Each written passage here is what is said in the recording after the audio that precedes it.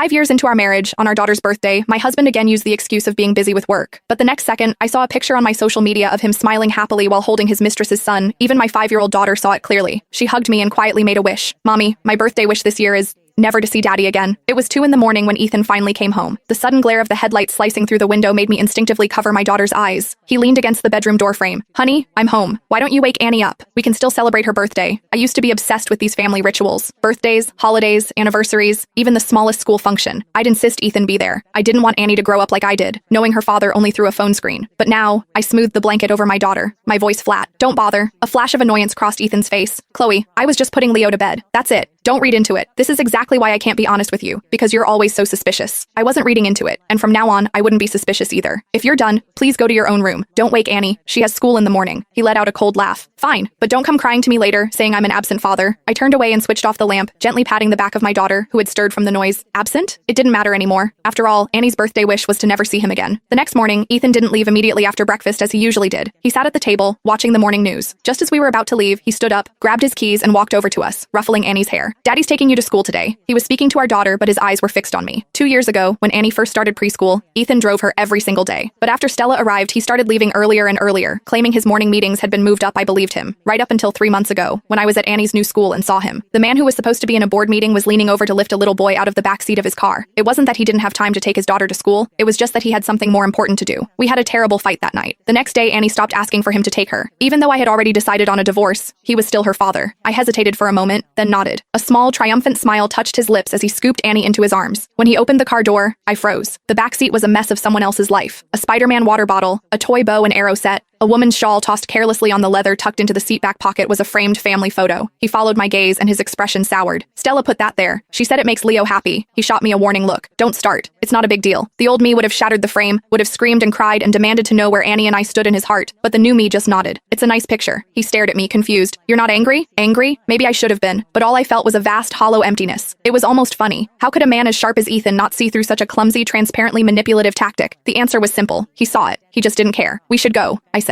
Annie's going to be late. His lips tightened, but he said nothing, just opened the driver's side door. As I was about to lift Annie into her car seat, his phone rang. The ringtone was a cheesy children's song. My dad is the best dad in the world. A little boy's frantic sobs filled the air. Daddy, Daddy, where did you go? Don't you want me and Mommy anymore? Ethan hung up and without a single glance in our direction, slid into the driver's seat. Leo's asking for me. I'll have the driver take you today. The black Maybach sped away, leaving us in a cloud of exhaust. I knelt down, worried about Annie. Daddy had an emergency, sweetheart. Next time he's free, we'll all go together, okay? Annie looked at me, her expression startlingly mature for a 5-year-old. Daddy's never free, Mommy. All his time is for Leo and his mommy. That evening, Ethan called. Chloe, I'm going to be late tonight. Leo's sick. Okay.